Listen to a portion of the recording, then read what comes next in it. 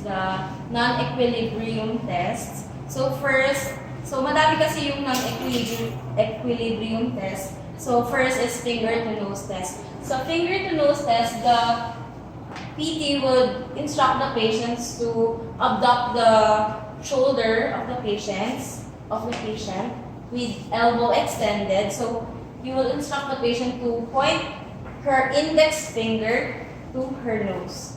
Okay, ma'am, can you do it?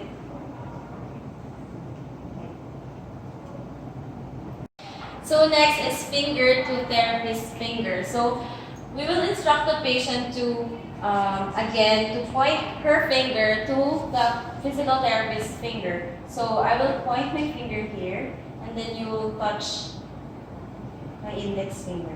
Okay. Okay, yung direction or yung finger ng PT pwedeng mag-vary. For example, okay, touch.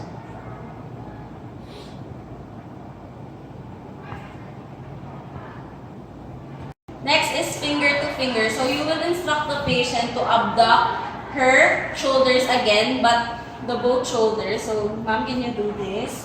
And then, paglalapitin niyo yung two index finger niya. So, sa midline. So, ganito po. Okay. Isa pa.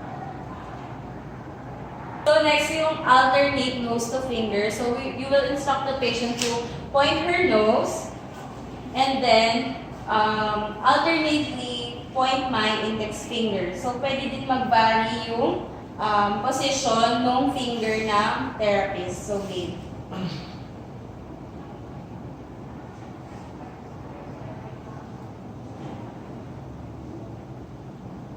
Position of finger. So, super dali lang nito. You will ask the patient to do a position like this on the other fingers. Thumb and the index, middle, and other fingers. So, sa kabila din.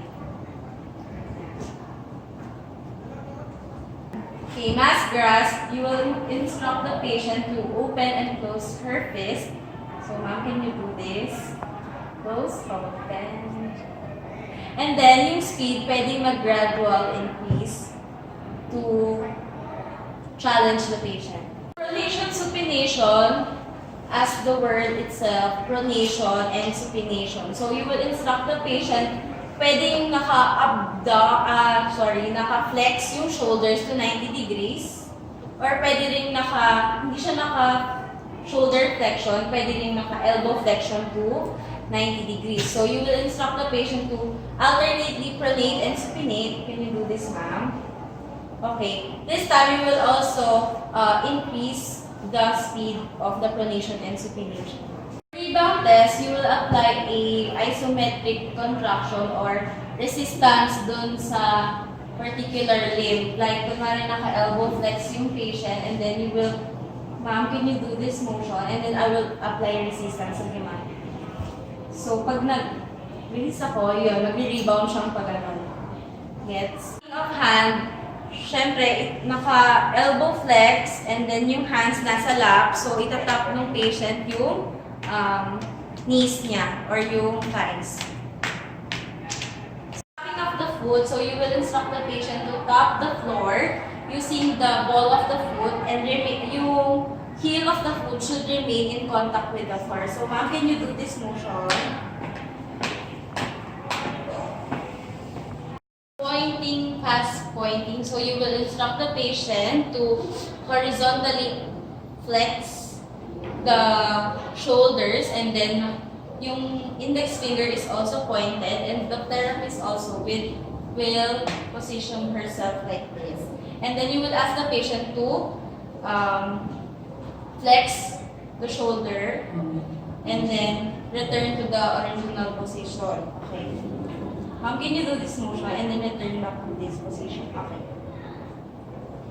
So, normally, dapat matuturo niya ulit dun sa tip ng index finger ko. So, varying position, pwedeng ulit, ito yung starting position, and you will ask the patient to abduct the shoulders. Okay, tapos na-return niya ulit dun sa original position, or pwede din pa-downward naman.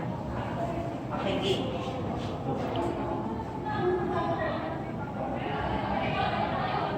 Pwede din sabay yung extremities. Kunwari, sabay po na pababa yung finger. Heel to knee, so you will ask the patient to point her heel to her big toe and then to the knee. Okay, okay ma'am, ulit. To the big toe, to the knee.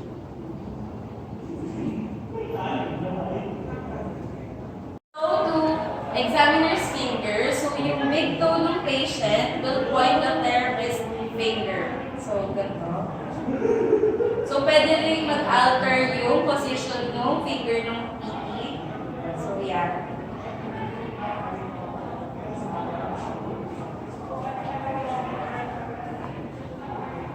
Heel-to-shin, so yung patient, yung heel niya, is slide up and down niya dun sa shin or dun sa tibia. Shin bone mo is tibia. So, ma'am, can you slide your heel up and down, please?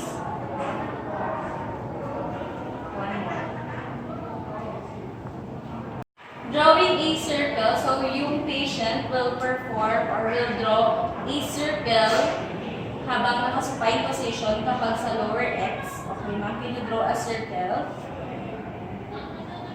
Okay, pwede rin figure of 8 yung i-draw ng patient. So, pwede po kayo mag-draw ng 8. Okay. So, pwede din ito gawin sa nakatayo. Tapos, i-draw naman ng patient doon sa floor, yung circle or yung 8. Or pwede rin ito sa upper X, i-draw niya yung circle. Next is fixation or position holding. So, simple lang, i-ask mo yung patient to hold a certain position. Kunwari for the upper X, i-hold yung position ng naka-shoulder flex into 90 degrees. So, yan. And then, kapag sa lower X naman, i-hold ng patient yung knee niya in extended position.